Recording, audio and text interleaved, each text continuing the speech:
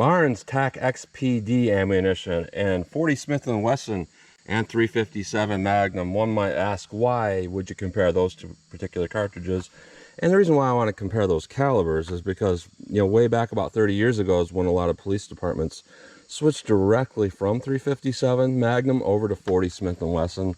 So it gives me kind of a nice place to compare, just to kind of see how they compare to each other. But Barnes TAC-XPD, it's solid copper ammunition, so the bullet technology is a little bit different than your regular lead cup and core ammo. You have a massive hollow cavity, and that bullet goes down in the case a little bit deeper. So what that does is it can reduce your case capacity, but it can also make a very efficient round, especially for short barrels. Like if you have the 357 mag, bullets in there deeper, you can use less powder. You burn up more of that powder in a shorter barrel. And I think that's why they have a rate of velocity on this as 1,200 feet per second through a 2-inch barrel. And I'm not going to use a 2-inch barrel, but I'm going to use my 4 1/4 inch Smith & Wesson Model 686. And for our 40 Smith & Wesson, it's a 140 grain rated at 1120 feet per second. I'm not really sure what barrel length that is from. So I'm going to go through the chronograph, see what kind of velocity and accuracy I get at the same time. Then I'm going to do my standard clear ballistic test, which is not so clear anymore. I got to get some new blocks here soon. This is what happens after about a dozen remounts. But I'm going to go through our 4 layers of heavy denim. We have 3 inches of clear ballistics to represent hitting a pectoral muscle, and clear ballistics is generally half as dense as actual flesh, so that's really like 1.5 inches of a pectoral, followed by a 1/4 inch MDF to represent hitting ribs or sternum. And to more clear ballistics, we're looking to get somewhere around 12 to 18 inches. With the MDF, we can settle for going back maybe to 10, 11 inches. And we'll see what kind of ballistic performance we get between the two of those. And I'm going to shoot from a little bit of a distance just to kind of see what kind of practical accuracy I can get. So let's get started with this test. All right, I'm 7 yards from the target. The 40 Smith & Wesson is rated at 1120 feet per second, but they don't show a barrel length. That's where the 357 says 1,200 feet per second from a 2-inch. So let's see how close we get to that 1120 feet per second on my 5-inch M&P here.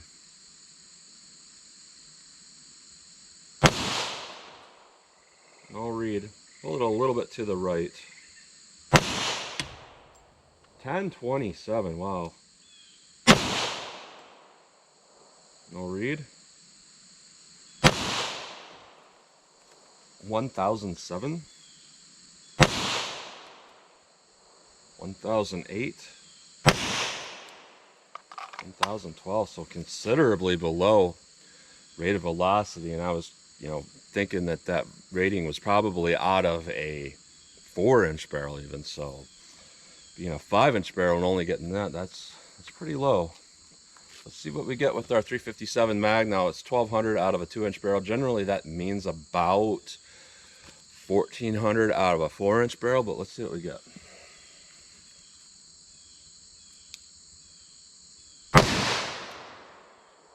$12.94. 1334, 1327, 1314, 1263. So not very consistent velocities there, and nowhere near where I think that should have been. So that's interesting because the recoil wasn't even that low. It should have been a lot lower for that type of velocity. So let's hit our ballistics gel block and see what we get with these. All right, first up, let's try our 40 Smith & Wesson. We're going to go through the medium density fiberboard to represent our ribs or sternum, pull it out and do a shot without it to represent our gut shot. So here is our 1/4 inch MDF shot, 40 Smith & Wesson. All right, let's pull that MDF out and do our gut shot now. All right, no MDF, just our gut shot, 40 Smith & Wesson. Let's go up and take a look.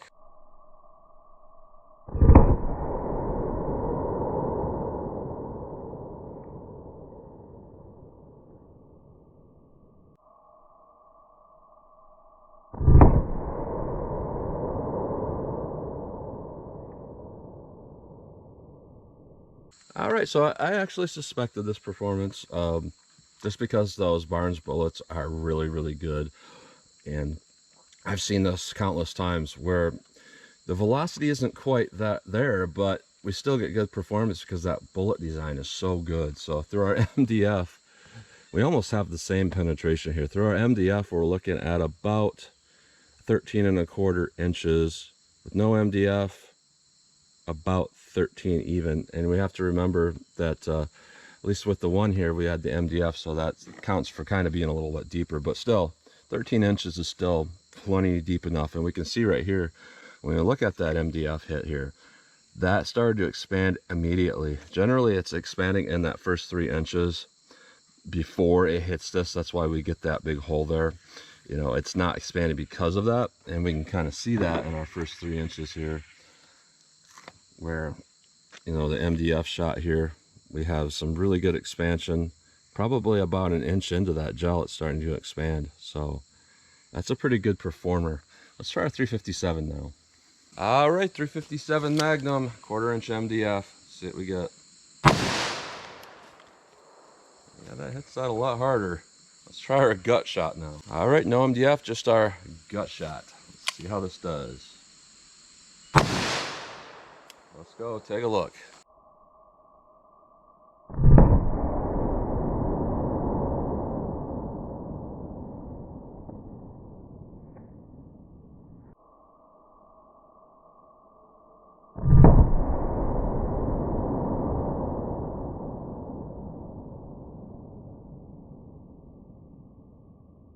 All right, so very interesting performance there.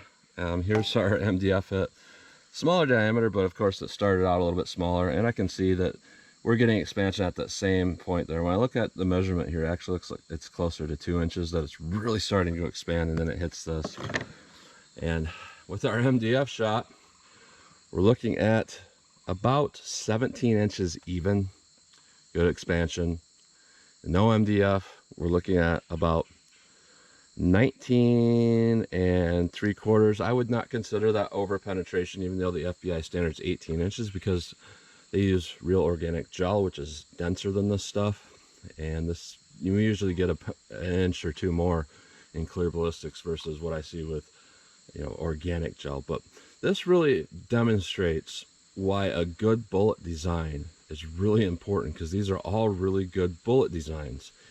And it kind of doesn't matter necessarily if you get pretty low power, if it still performs well. So I'm going to do 40 yards, because I know a lot of people like to see that distance nowadays with some of the events that have happened, and, you know, a person taking out a mass shooter from 40 yards. So I'm going to shoot from 40 yards and see what I can do with these. All right, 40 yards from the target. You know, I've tried to set my secondary camera up lately so that I can get a more straight up and down feel, so we can see on camera what's more right and left, because when it's off to the side, sometimes it'll actually hit to the right and it'll look like it's hitting to the left because of the angles. But now this gun was shooting a little bit right for me, so I don't know how it's going to shoot at 40 yards. I'll just have to aim center mass, see what we get.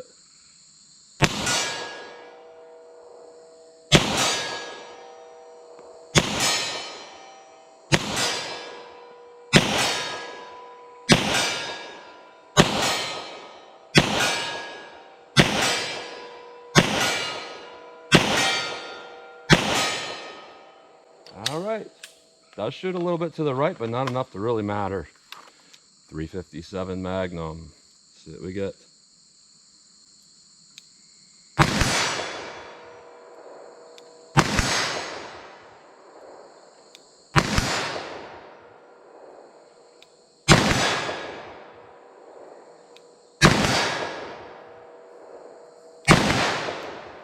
Ah, I missed one.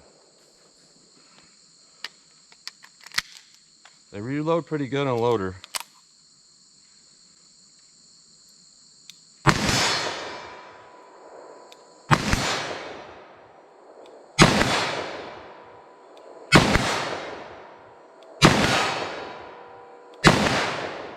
Pulled another one there.